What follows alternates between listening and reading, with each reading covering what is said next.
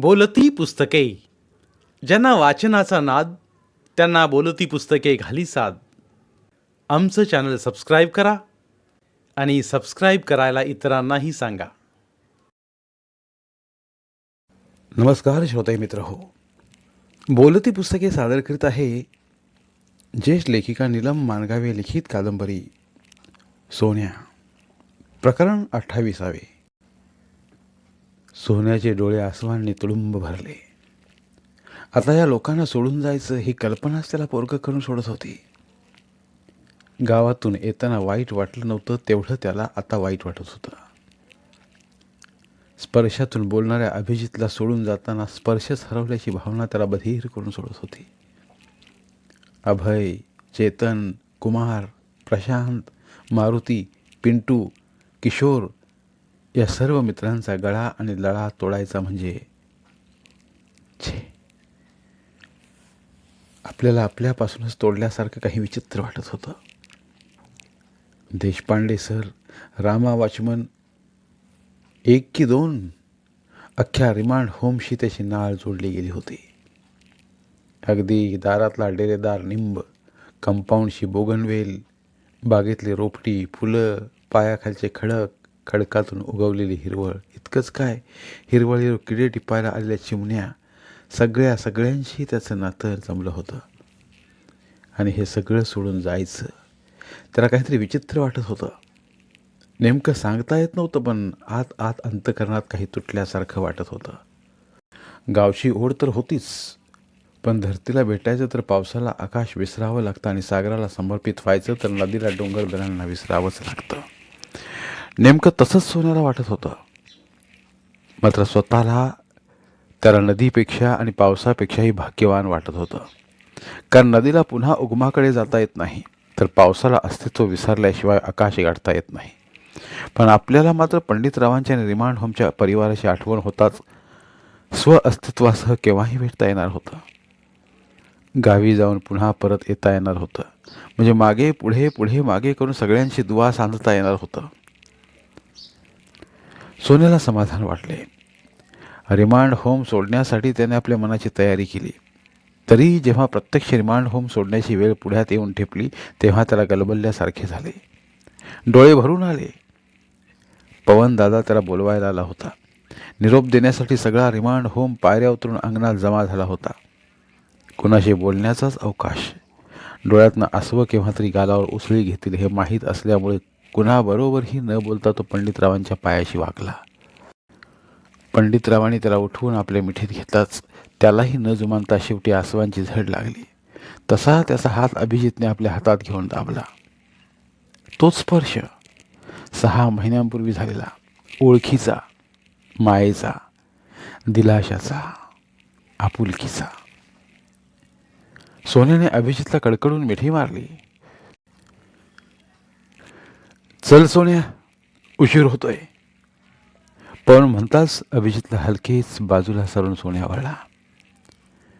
पवनच्या पाठोपाठ चालू लागला, मागे न वळता. गेटच्या बाहेर जाताच हात हलवून त्याने सगळ्यांचा निरोप घेतला. पंडितरावाने आपल्या डोळ्यांची उघड झाप केली. तारकांनी भरलेल्या आकाशातून चंद्र हरवल्यासारखा त्यांना रिमांड होमचा परिसर निस्तेज वाटू लागला. ग्रामपंचायतीच्या भव्य पटांगणात मंडप उभारला होता. शाळकरी मुलांनी तयार केलेल्या रंगीबेरंगी फरफऱ्यांनी मंडप नुसता झुळझुळत होता. सनईच्या सुरांनी आणि अनुप जलोटांच्या भजनांनी मंडप भक्तिमय आणि तल्लीन होऊन डोलत होता. गावातल्या माणसांची ग्रामपंचायतीकडे रीघ लागली होती. मुलाबाळांची धावपळ सुरू झाली होती. व्यासपीठासमोर अंतरली सतरंजी माणसांना सामावून घेण्यास अपुरी पडली.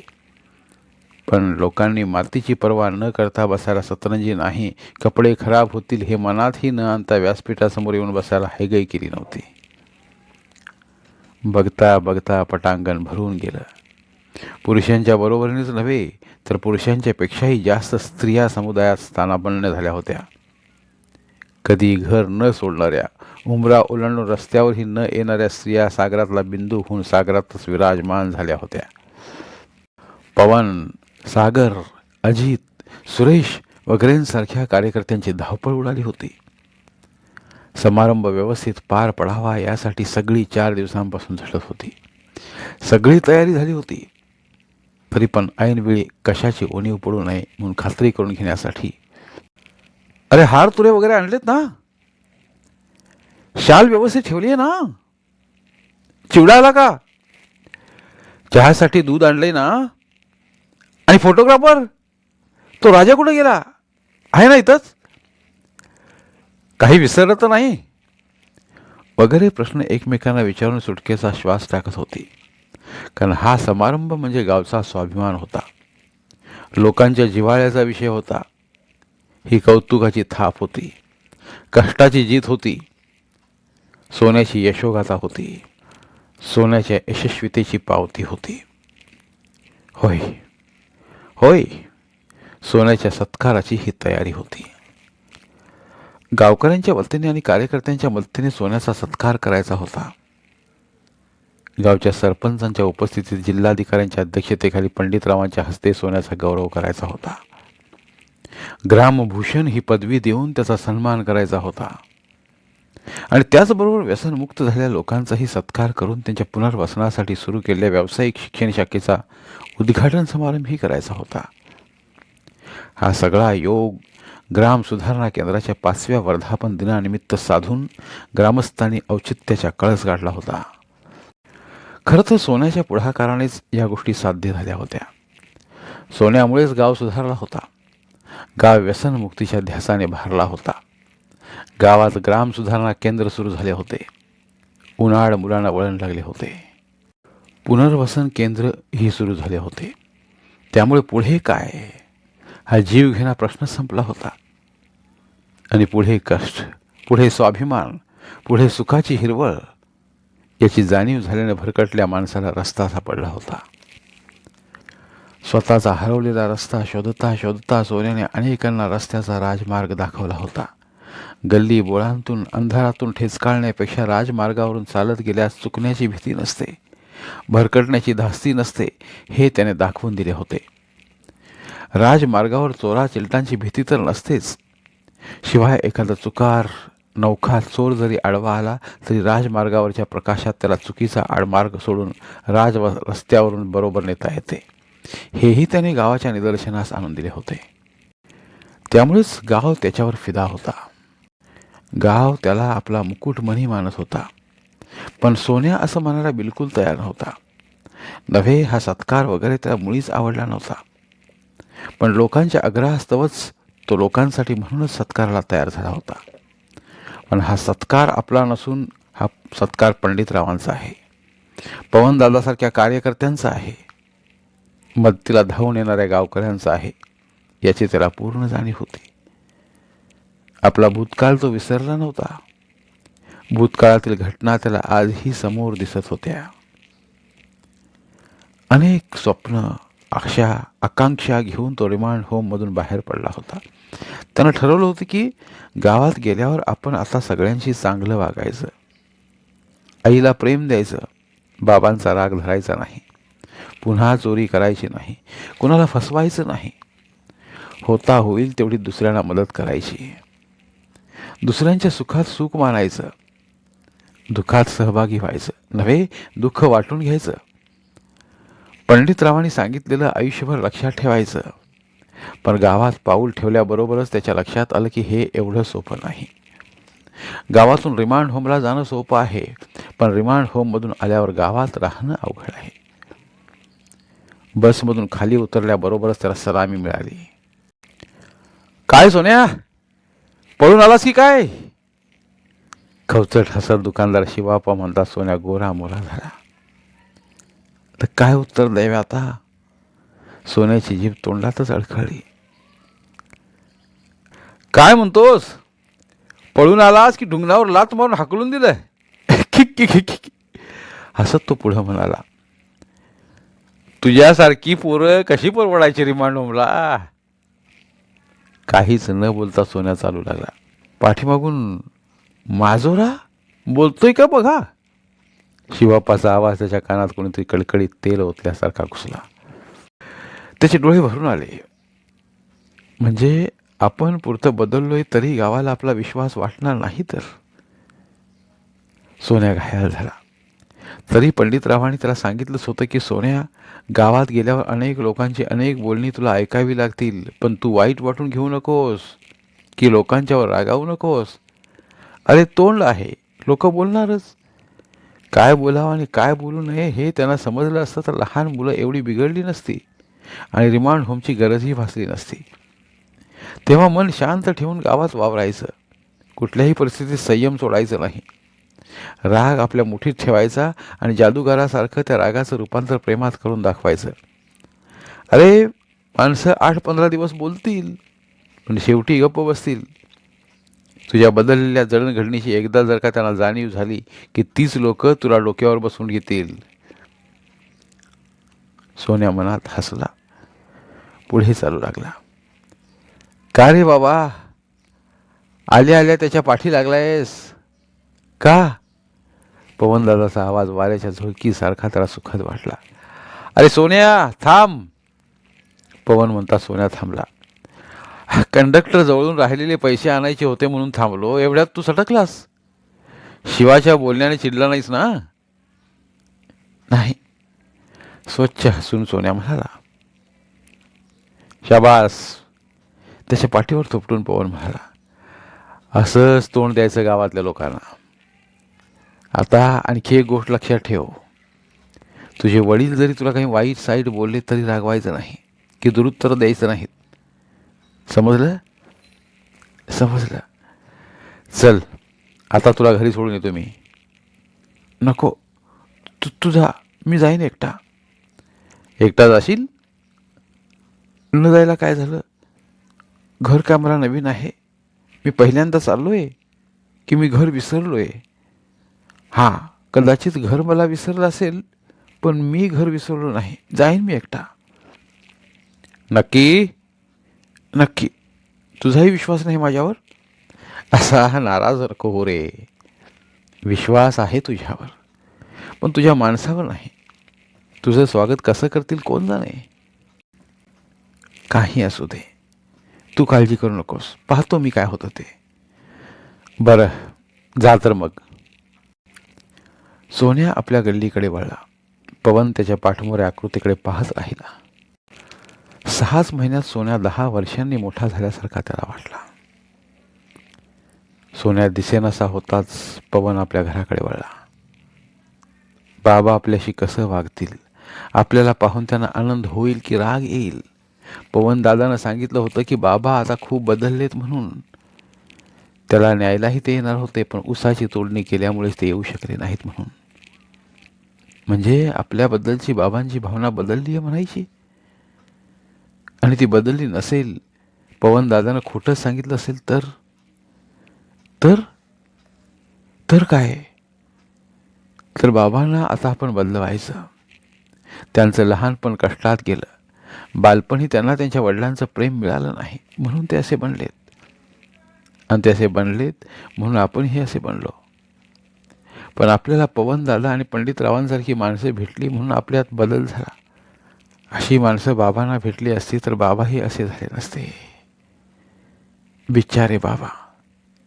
आता आपणच त्यांना प्रेम द्यायचं, 4 माणसात आणायचं, त्यांनाही बदलून टाकायचं. आणि आई, आपल्याला पाहून तिला काय वाटेल? आलं सवतीचं कार्ट पुन्हा उरावर, असं तर वाटणार नाही?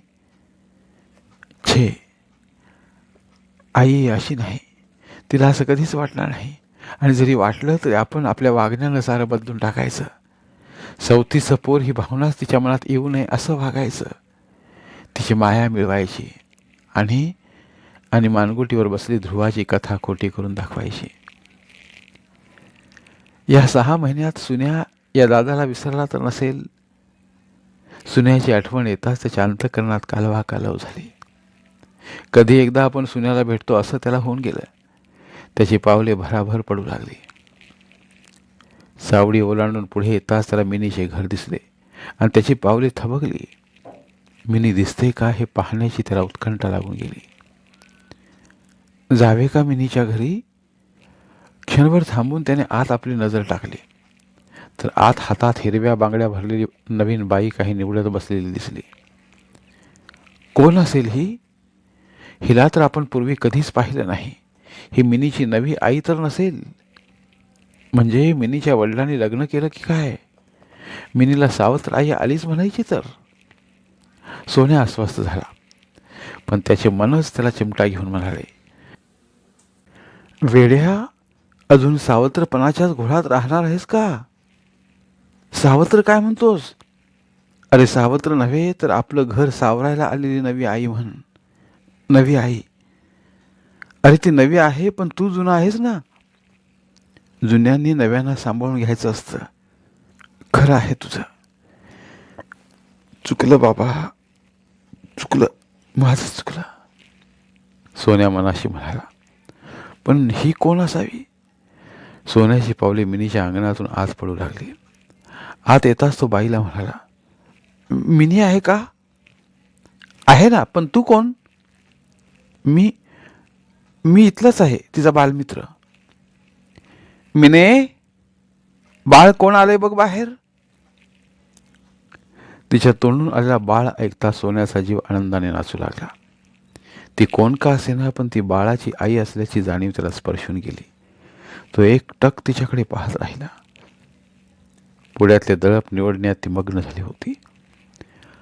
कोण आलंय ग? मिनीचा आवाज त्याने ओळखला. कधी एकदा मिनीला पाहतो असं त्याला होऊन गेलं होतं. प्रश्नापाठोपाठ मिनी बाहेर आली.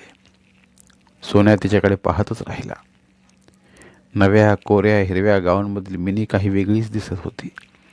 तेल लावून नेलेल्या केसातून शिकेकाईचा वास दरवळत होता. गोऱ्या भुरक्या मिनीच्या कपाळावर त्या हळद कुंकवाच्या पाऊल खुणाने तिचं बालपण जणू खुळून नेलं होतं. हातातल्या हिरव्या बांगड्यांनी तिच्या कोवळेपणाला सुंदर पण झून बनवलं होतं.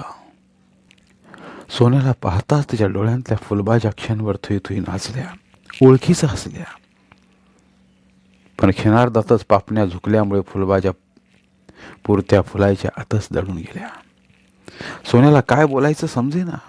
मिनी तर गप्पच उभी. शेवटी, तू कधी आलास? खाली पाहतच मिनी म्हणाली, हे काय आत्ताच येतोय? अजून घरी गेला नाहीस? नाही, जातो आता.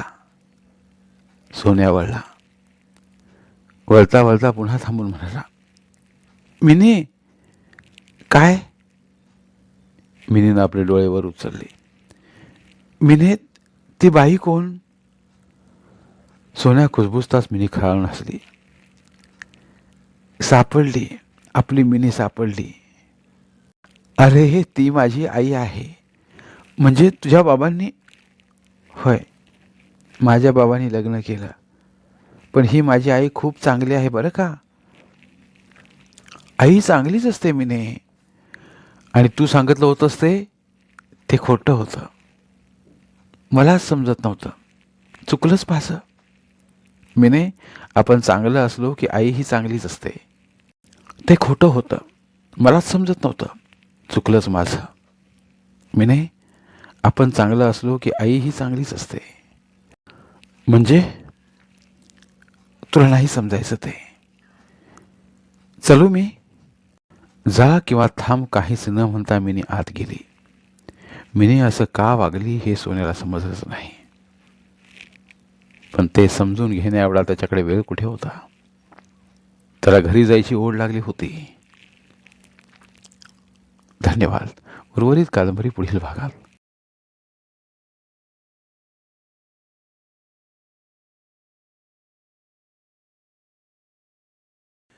धन्यवाद. प्रिय श्रोते मित्र हो, आपल्यासाठी एक आवाहन. आमच्या चॅनलच्या प्लेलिस्ट विभागात तुमच्यासाठी शेकडो कादंबऱ्यांचे ऑडिओ बुक्स उपलब्ध आहेत. तिथे प्रत्येक कादंबरीचे सर्व भाग एकत्रित मिळतील. त्यामुळे सध्या सुरू असलेल्या क्रमशः कादंबरीच्या पुढील भागासाठी वाट पाहण्याची गरज नाही. तुमच्या वेळेनुसार तुम्ही संपूर्ण कादंबरी सलगपणे ऐकू शकतात आणि साहित्याचा आस्वाद घेऊ शकता. कृपया आमच्या चॅनलच्या होमपेजवर जाऊन प्लेलिस्ट चेक करा आणि तुमची आवडती कादंबरी निवडा. धन्यवाद.